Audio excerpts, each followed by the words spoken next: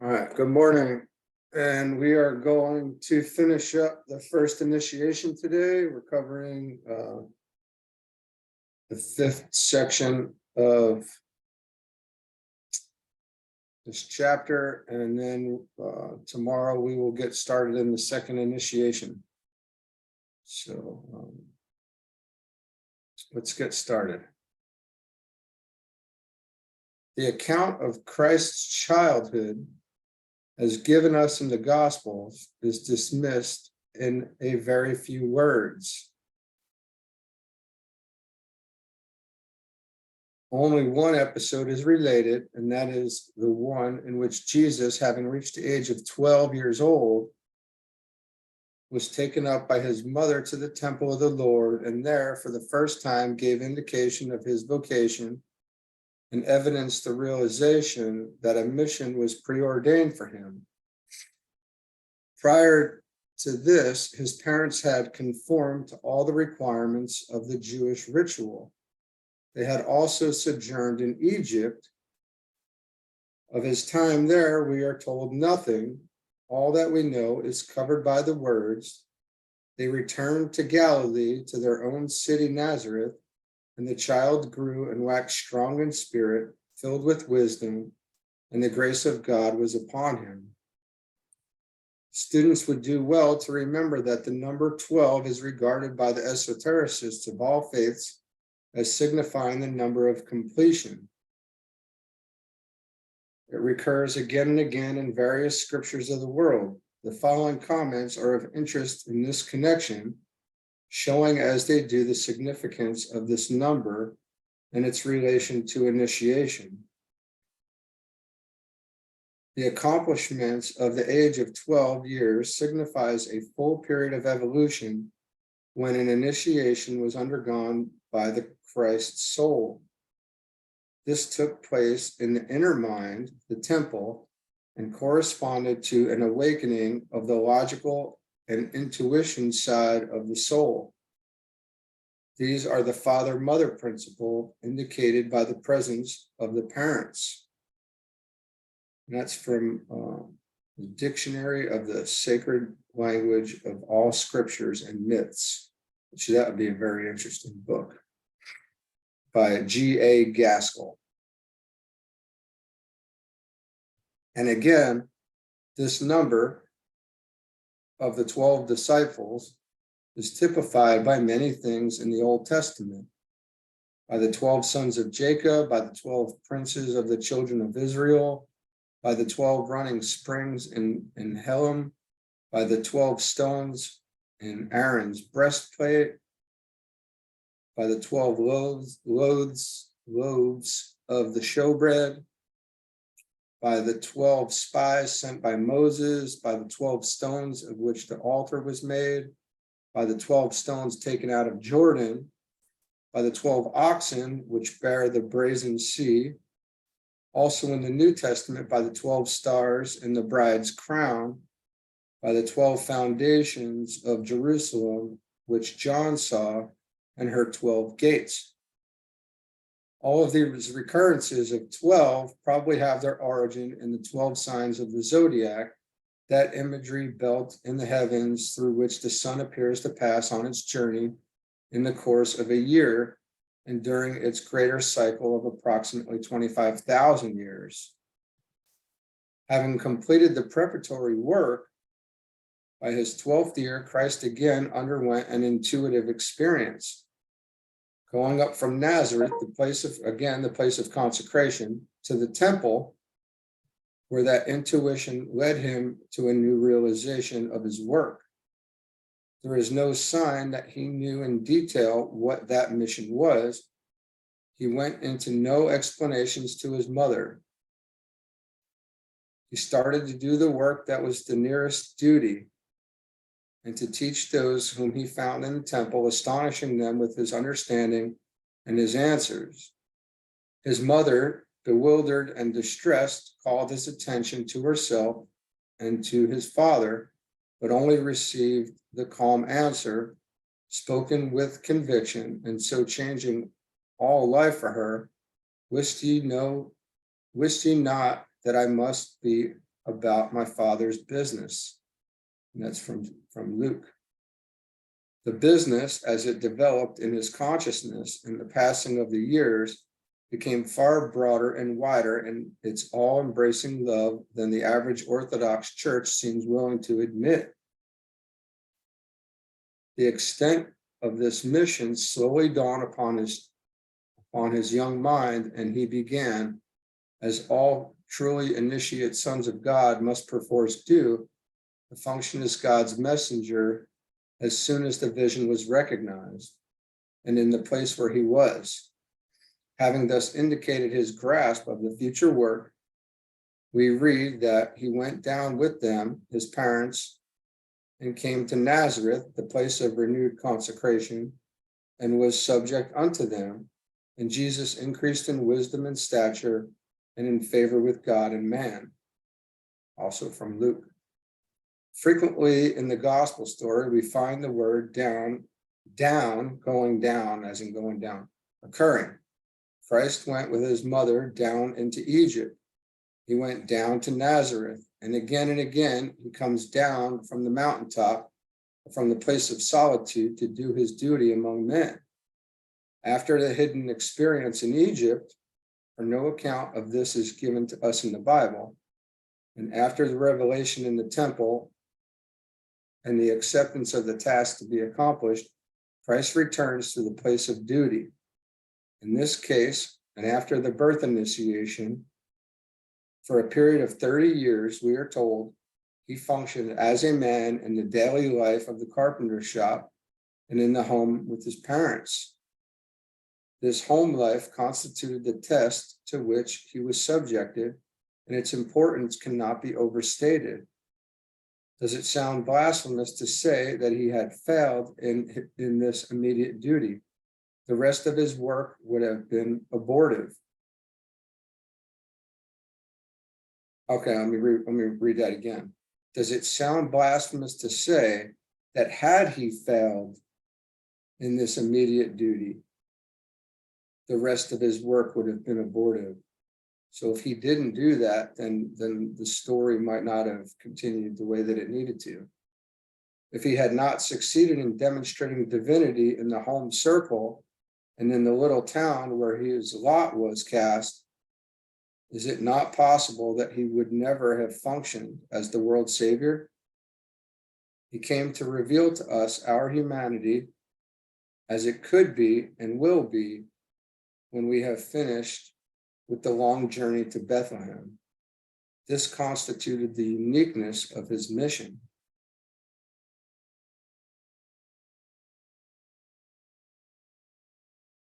So if we kind of reflect on our own lives, we see that this is, a family life and living, this way that we currently are essentially is essential, and divinity in the home needs to be expressed. Christ lived quietly in his home with his parents, undergoing that most difficult experience of home life, with its monotony, with its unvarying usualness, with its needed subordination to the group will and need, with its lessons of sacrifice, of understanding, and of service. This is ever the first lesson which every disciple must learn. Until he has learned it, he can make no further progress. Very interesting. Until divinity has been expressed in the home and among those who know us well and are our familiar friends, it cannot be expected to express itself elsewhere. We must live as sons of God in this setting, uninteresting, drab, and sometimes sordid, in which destiny places us. There's nowhere else at this stage that is possible. The place where we are is the place from which our journey begins, and not the place from which we escape. That's interesting because we're always talking about running off to India and finding a cave and meditating, and all this, but that's not when we've come to the conclusion, this is not what we're supposed to be doing. We're born here, and this is where we're to operate and move and try to express whatever level of divinity that we possibly can. So very interesting that this is being said like this. If we cannot make good as disciples where we are, and in the place where we discover ourselves, no other opportunity will be offered to us until we do. Here lies our test, and here lies our field of service. Many true and earnest aspirants feel that they could indeed make an impression on their surroundings and manifest divinely if they had had a different kind of home, a different environment or setting. Had they married differently, or had they more money or more leisure, could they meet with more sympathy from their friends, or had they better physical health? There is no saying what they might not accomplish. The test is something which tries our strength to see of what sort it is. It calls forth that utmost that is in us, and reveals to us where we are weak and where we fail. The need today is for dependable disciples and for those who have been so tested that they will not break or crack when difficulties come and dark places in life are encountered. We have, if we could but realize it, exactly those circumstances and that environment in which this lesson of obedience to the highest, which is in us, can be learned. We have exactly that type of body and physical condition through which the divinity in us can be expressed. We have those contacts in the world and the kind of work which are required in order to enable us to take the next step forward upon the path of discipleship, the next step to God. Until aspirants grasp this essential fact and happily settle down to a life of service and of giving lovingly in their own homes, they can make no progress. Until the path of life is trodden happily, silently, and with no self-pity in the home circle, no other lesson or opportunity will be given. So if we run, we're not going to get very far. Many very well-meaning aspirants need also to understand that they themselves are responsible for many of the difficulties which they encounter. Puzzled as to why they seem to evoke so much antagonism from those around them, they complain of meeting with no sympathetic response as they attempt to lead the spiritual life, to study, read, and think. This is really pretty unbelievable. I don't remember having read this part before, although I've read the book. I think if we look again, a lot of us will see this is definitely the case. We cannot run. There's nothing to run from. We're running from ourselves. The reason can usually be found in the fact of their spiritual selfishness, obviously, and that makes perfect sense. They talk too much about their aspirations and about themselves. Because they fail in their responsibility, they find no understanding reaction to their demand for time to meditate. It must be recognized that they are meditating. The house must be quiet. They must not be disturbed. No one must break in on them. None of these difficulties would arise if aspirants would remember two things. First, that meditation is a process carried on secretly, silently, and regularly in the secret temple of a man's own mind. Secondly, that much can be done if people would not talk so much about what they are doing. We need to walk silently with God, to keep ourselves, our personalities in the background, to organize our lives in such a way that we can live as souls. giving due time to the culture of our souls, yet at the same time preserving a sense of proportion, retaining the affection of those around us, and fulfilling perfectly our responsibilities and obligations. Self-pity and too much talk are the rocks on which many an aspirant temporarily founders.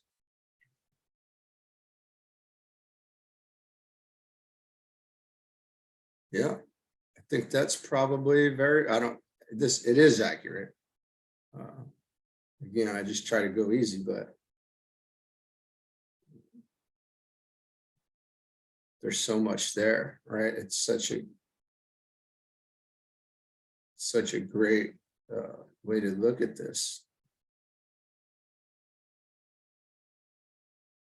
And it hits home, and I think it probably hits home for all of us. Because in many ways, I want to say that in the beginning, that is all of our problems. Apparently, it's all of our problems together, right? So that makes it a little more bearable, knowing that a lot of us are going through this. This is a challenge, it's a trial, it's a test. So, we have to forget ourselves and do what needs to be done. So it makes a lot of sense. And it's not a test that I think that we outright see in the while we're in the midst of it, because all we're feeling at that point is self-pity and too much talking about our own stuff. We want to proselytize or something, right? But we need to walk silently with God. So great lesson there. Through love and loving practice, we prove ourselves initiate in the mysteries. Born into the world of love at Bethlehem, the keynote of our lives from then on must be obedience to the highest that is in us. Love to all beings and complete confidence in the power of the indwelling Christ to demonstrate the love of life through the outer form of our personalities. The life of Christ is a life to be lived today, eventually by all. It is a life of joy and happiness, of tests and of problems, but its essence is love, and its method is love. It leaves us an example that we should follow his steps and carry on the work which he initiated. We have traveled with Christ from Bethlehem towards the time when the second initiation draws near. What is the lesson we have learned? How can we sum up the significance of that episode in terms of practical individual application? Has this episode any personal significance? It certainly does. What are the requirements and the possibilities which confront us? If a study of these 5 developments in the life of Christ are of no profit to us, and if they concern an unfoldment which can have no possible human interpretation, then all that has been written and taught down the centuries proves futile and unavailing. The ordinary theological applications no longer make an appeal to the developed intelligence of man. Christ himself is ever powerful to attract human interest and to draw to himself those who have the vision to see truth and it is, and to hear as it is, and to hear the gospel message in terms which each new age demands. So this is interesting because, yesterday we had a long conversation during the reading of a treatise on white magic about how astrology and the 7 rays are, well, I don't say a long conversation, not on video, but about how astrology and the 7 rays are foundational to this experience and this system. And it appears that these things are in our mind and are part of our heritage, and that's why they are there. they're there. Whether or not we've accessed what is there or not doesn't have any play in this. It's there, and it's our heritage. And I want to say, when as we climb the mental plane, and we explore the mental plane, we see that this is definitely 100% the case. With astrology, being foundational in the lower three worlds, and the seven rays having, vast implications throughout, the universe, essentially. So, and that's what this is saying here. Christ himself is ever powerful to attract human interest. And if we know where the soul, we know where the soul sits on the higher subplanes of the mental plane, as we're being attracted and pulled up to it, we can see that Christ himself and the soul aspect is ever powerful to attract human interest and to draw himself who have the vision to see truth as it is and hear the gospel message in terms of which each new age demands. So it's waiting for us, in a sense. How awesome is that? Right? It is a wise, I'm sorry, that is not what it says. It is a waste of time to go on elaborating this ancient story of the living Christ if it contains for us no specific message. If all that is required of us is the attitude of the onlooker and of the man who simply says, "This is so," this believing yet negative attitude has been held too long. And no offense to anybody and their spiritual practices, but that does seem to be the case a lot of times, to where we think that we get to a certain point and you've made it and you're there because you're wrapped in the love of the universe, and this is where you want to stay, and you think that's what it is forever. That is not the case. This continues moving, and it does not stop. Holding on, I've been told, holding on is actually detrimental. We enjoy these things as they come, and then we let them go and move on to the next experience, experiments, expressions. So this is very interesting how this is playing out here. Looking on at Christ from too great a distance, we have been so preoccupied with the realization of his achievement, that our own individual part to be played eventually and inevitably has been forgotten. We have allowed him to do all the work. We have tried to copy him, and he does not want to be copied. He seeks to have us prove to him, to ourselves, and to the world that the divinity which is in him is in us also. We need to discover that we can be as he is because we have seen him. He has had boundless faith in us and in the fact that we are all the children of God because one is our Father. And his call goes out for us to tread the path of holiness and to achieve that perfection to which his life challenges us and for which he himself tells us to work.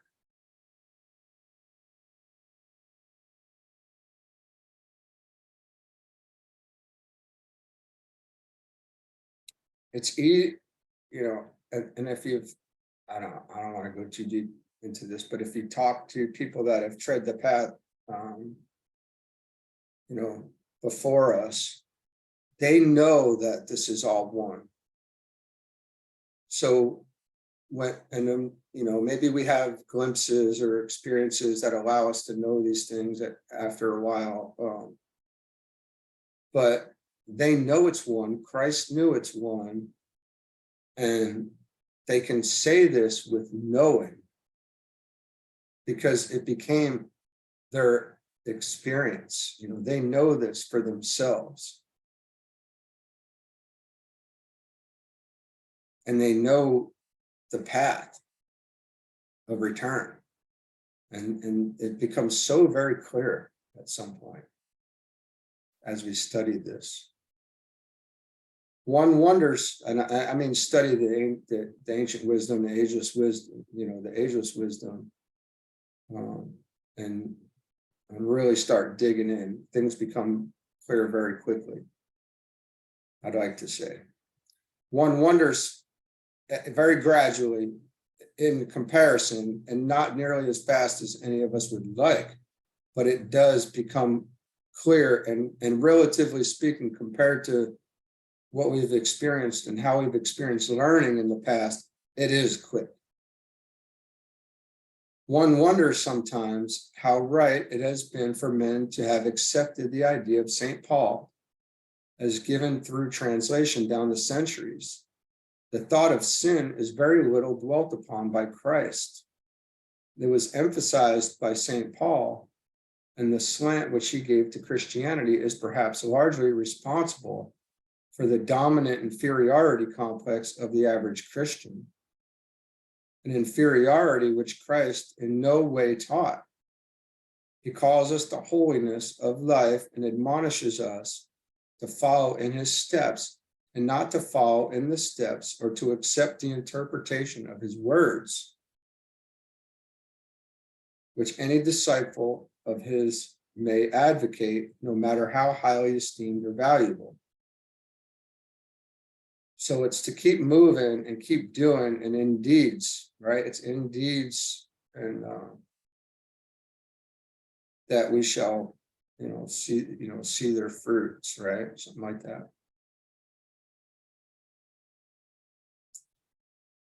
What is this holiness to which he calls us when we take the first step towards the new birth? What is a holy man? Wholeness, unity, at one-ment, completeness. This is the hallmark of a perfect man.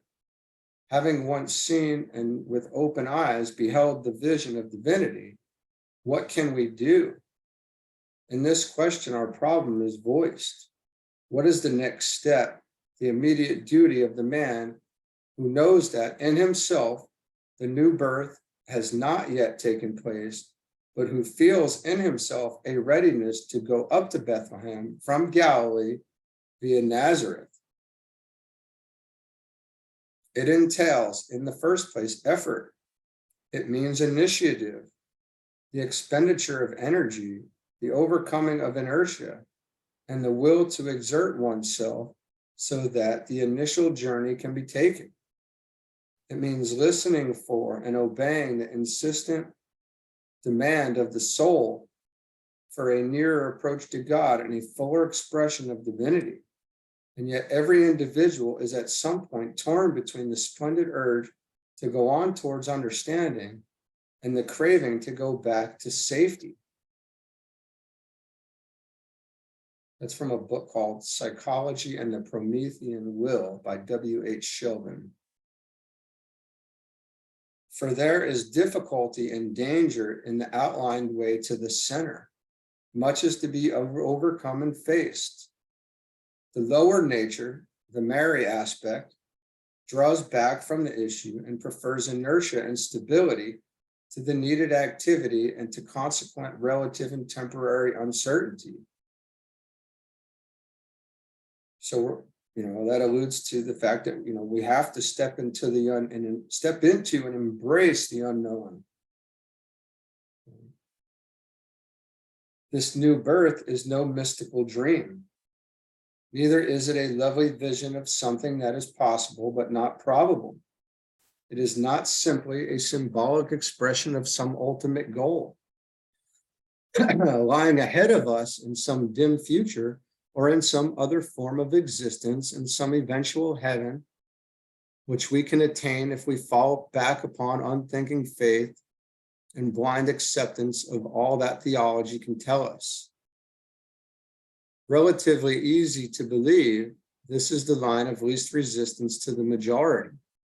It is difficult to fight one's way to that stage of experience where the divine program for man becomes clear and the possibilities which Christ dramatized for us become something permitted us, no rest, become for us.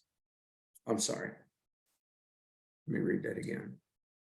It is difficult to fight one's way to that stage of experience where the divine program for man becomes clear and the possibilities which Christ dramatized for us become something permitting us no rest until we have transmuted it into personal experience through the experiment of initiation. The new birth is as much a natural event and as much a result of the evolutionary process as is the birth of a child into the world of physical life. Eternally down the ages, men have made and will continue to make the great transition, proving the fact of this experience. It is something which all must face at some time or other. Two recognitions must emerge into the thought world of the aspirant of today. First, the presence of the soul, a living entity which can and must be known through the process of bringing it to the birth upon the plane of daily living.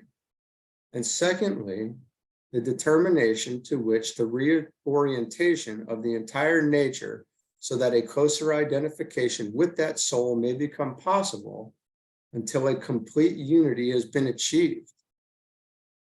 We begin to see what must be done.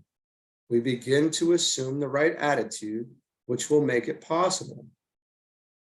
The halves of our essential duality, soul and body, Christ and Mary, overshadowed by the Holy Ghost, the material and the spiritual, face each other and approach nearer and nearer until complete union is achieved and the Christ is born through the instrumentality of the mother. But the acceptance of this divine idea and the orientation of the life in order to make that the idea a fact are the first and immediate steps. Let's read this one part again because that seems to be pretty important, right? These are things that really help us build in the foundation. We begin to see what must be done. We begin to assume the right attitude, which will make it possible. The halves of our essential duality, soul and body, Christ and Mary, overshadowed by the Holy Ghost, the material and the spiritual, face each other and approach nearer and nearer until complete union is achieved and the Christ is born through the instrumentality of the mother.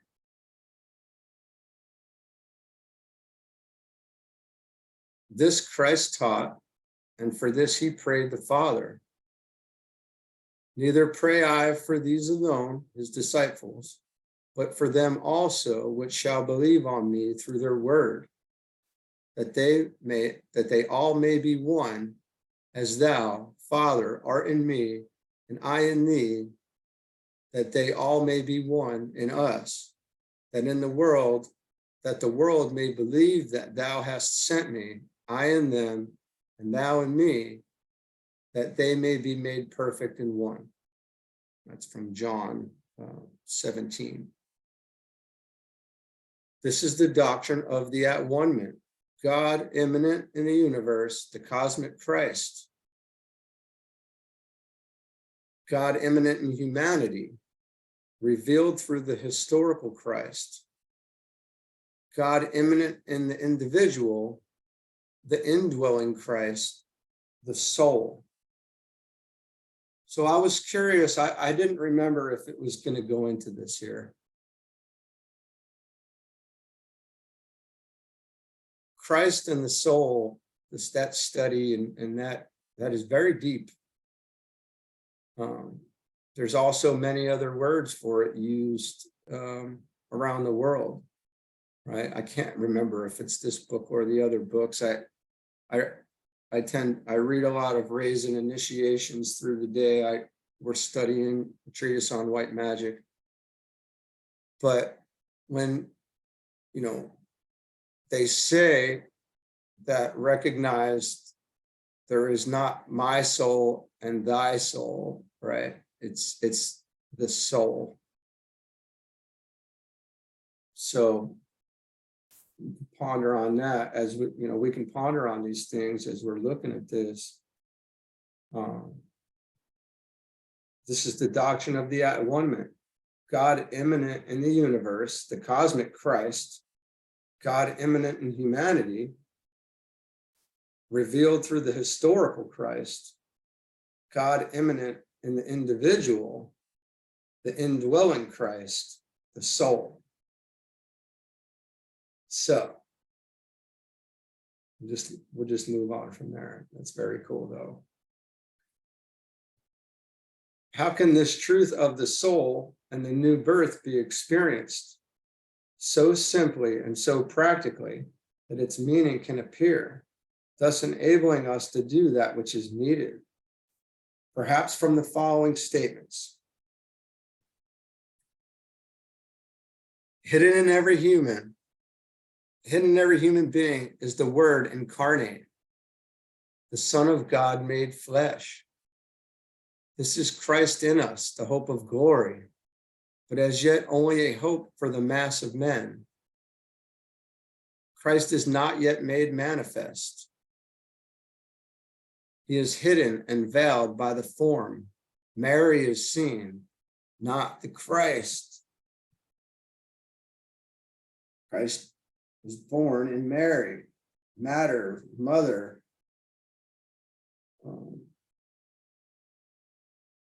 The house of bread on the physical plane. That's definitely worthy of contemplation, in the hopes that that will get assimilated with the rest of the earlier material there for sure.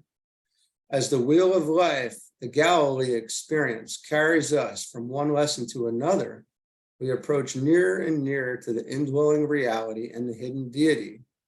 But the Christ child is still hidden in the womb of the form. In due time, the personality, physical, emotional, and mental, is fused into one living whole. The Virgin Mary is ready to give birth to her Son. The long journey draws to a close, and the hidden Christ child is born at the first initiation. This truth, Dr. Inge, I-N-G-E, I don't know how that's pronounced, touches upon these words. Macarius, following Methodius, teaches that the very idea of the incarnation includes the union of the Logos with the pious souls, in whom he is well pleased. In each of them, a Christ is born. Thus, besides the ideas of ransom and sacrifice of Christ for us, these theologians place the ideas of sanctification and inner transformation of Christ in us, and they considered the latter as real and as integral a part of our redemption as the former. But the doctrine of divine immanence in the human heart never became quite the central truth of theology till the time of the medieval mystics. It is Eckhart who says, the Father speaks the word into the soul, and when the Son is born, every soul becomes Mary. The Father speaks the word into the soul, and when the Son is born, every soul becomes Mary.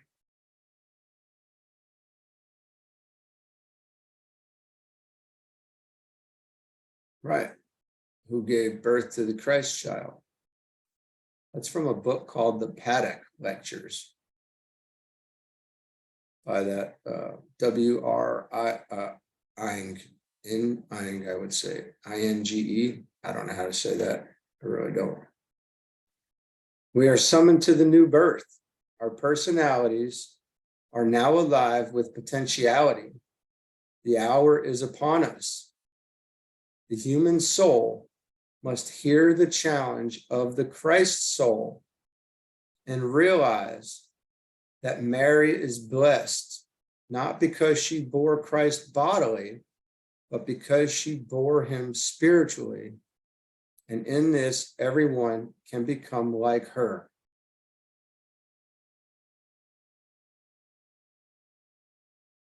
So that, my friends, is the end of the first initiation. And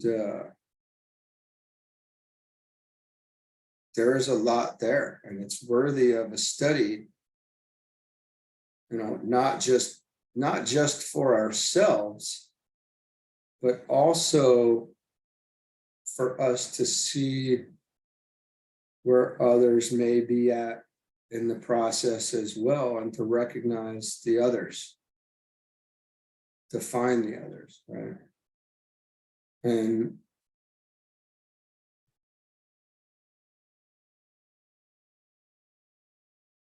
it kind of gives us a way ahead. There's a lot of comfort in that, I think, because we don't, it's not necessarily registered on the physical plane.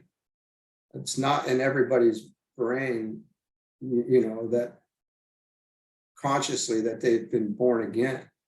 It's said in the other books, and a number of the other books, that the first initiation may have been undergone and even not even recognized. And in fact, it may have been undergone many lives ago, because the time between the first and second initiation can take many lives, because we just dealt with the physical plane aspect of initiation.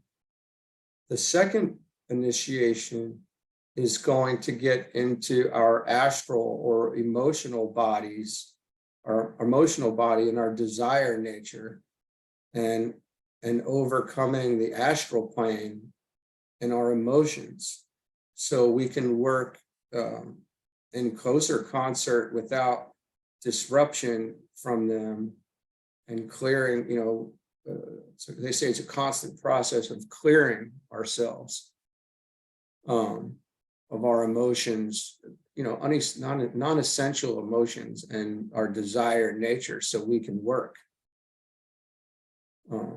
But the process from the first and second initiation could be many lives. So it's us, to study and find out, really to work more, but, ultimately to start to understand this material. And, I would just say before we start this, the understanding of this material is important, especially this being more for the Aquarian age, or the new age as we're going into it. This material is going to be important for us to be able to explain to others and get them interested, essentially, and draw them closer to this. Not that we have to, it's so that we can drop the appropriate seeds where they need to be, and know what we're doing, and do this intelligently and properly. So this work is, we need to become very precise in what we're doing here. This is not for us. This is not all mystical and fun and games. This is serious business up on the mental plane, really. All of that mystical stuff is really left on the astral plane. So